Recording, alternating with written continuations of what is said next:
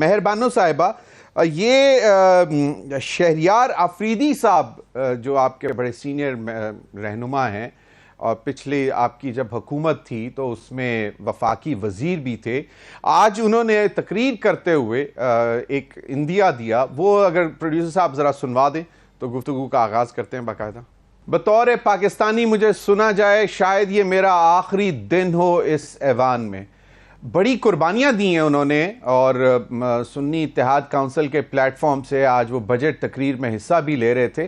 تو کیا وجہ کیا ہے؟ پارٹی کے اندر کیا معاملہ چل رہے ہیں جو کیونکہ ہمیں معلوم ہے جتنی صحبتیں قید و بند و سلاسل کی جو انہوں نے سہی، اور اس کے بعد پھر جو ان کی فیملی کے ساتھ ہوتا رہا وہ بھی برداشت کرتے رہے، وجہ کیا ہو رہی ہے؟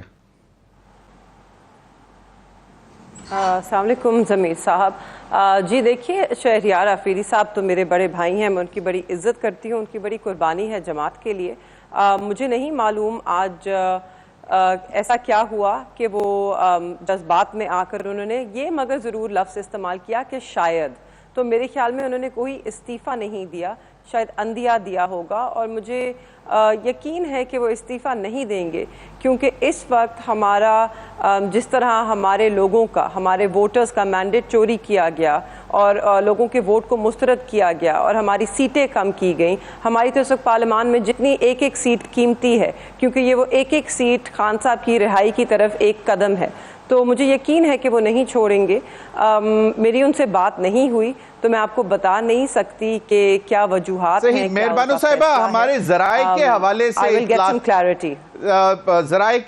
سے جو اطلاعات آ رہی ہیں، ان کے فیملی ممبرز نے بھی اس طرف اشارہ کیا تھا کہ شہریار آفریدی صاحب شاید ریزائن کر دیں گے پارلیمنٹ سے، اور لیکن آج ابھی تک تو شاید ان کا استعفیٰ اسپیکر آفس میں نہیں پہنچا، لیکن کہا یہ جا رہا ہے کہ وہ بہت جلد کر دیں گے، اور ریزنز شاید پارلیمنٹ کے اندر جی ضمیر صاحب if I may، جب کر دیں گے تو شاید اس پہ ہم گفتگو کر سکتے ہیں۔ میرے خیال میں ان کے استعفے کے اندیے سے کہیں زیادہ ضروری جو ملک میں صورتحال ہے وہ ہے۔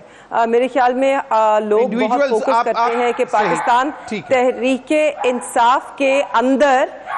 انصاف کے اندر کیا ہو رہا ہے، ہمارے معاملات کیا ہیں، اس سے زیادہ ہمیں فکر ہونی چاہیے کہ پاکستان کے اندر دیکھا کس طرح کا انہوں نے بجٹ پیش کیا، عوام دشمن، اینڈ جس میں کوئی ول نہیں دکھائی دیتی کہ حکومت اپنے خرچے کم کرنا چاہتی ہے، حکومت اسٹرکچرل ریفارمز لانا چاہتی ہے، وہی پرانا فارمولا کہ جو تنخواہ دار طبقہ ہے اس کو اور نچوڑو، اس کا آخری قطرہ خون کا بھی ختم کر دیا جائے، تو اس پہ موضوع پہ ہمیں بات کرنی چاہیے۔ تو مصطفیٰ کمال صاحب نے جو تجویز دی، مہربانو صاحبہ، جو مصطفیٰ کمال نے تجویز دی فائنینشیل ایمرجنسی، اور سب لیڈرز کو کہا کہ سب اپنی جائیدادیں بیچیں اور اس کا پیسہ جمع کرائیں، تمام پارلیمنٹیرینز بیچیں، تو یہ اچھی تجویز ہے کہ جاتی عمرہ بھی بکے، بنی گالا کا محل بھی بکے، بلاول ہاؤسز بھی پورے پاکستان کے بکیں، تمام پارلیمنٹیرینز کے 25% ایسٹس بیچ دیے جائیں، اور وہ قرض۔ میرے خیال میں ضمیر حیدر صاحب،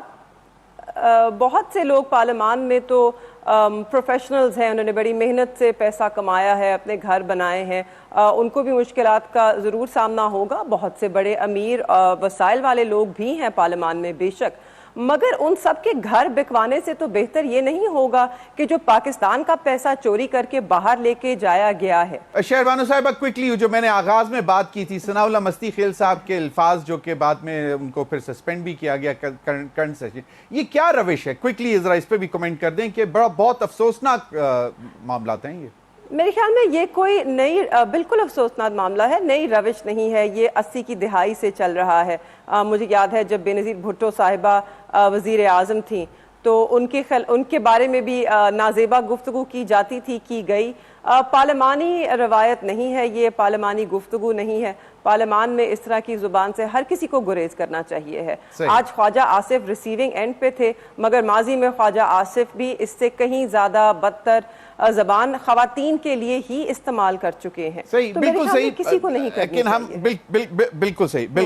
مہربانو صاحبہ، ایک جو معاملہ، آپ اس سچویشن کو کیسے دیکھتے ہیں کہ پیپلز پارٹی اور پی ایم ایل این جو ہے، آپ لوگوں نے تو خیر شور شرابہ کیا بجٹ کی تقریر میں، پیپلز پارٹی نے پہلے اناؤنس کر دیا واک آؤٹ کرنے کا, اس کے بعد ڈیمانڈز رکھی. تو یہ جو مصطفیٰ کمال صاحب نے بات کی ہے, میں چاہوں گا کہ آپ نے پہلے اس پر کمنٹ کیا تھا کہ کیوں. میں اس کی وضاحت کر دیتی ہوں مزید. جی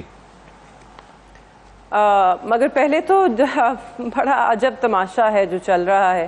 پیپلز پارٹی دراصل دونوں کشتیوں میں سوار ہونا چاہتی ہے.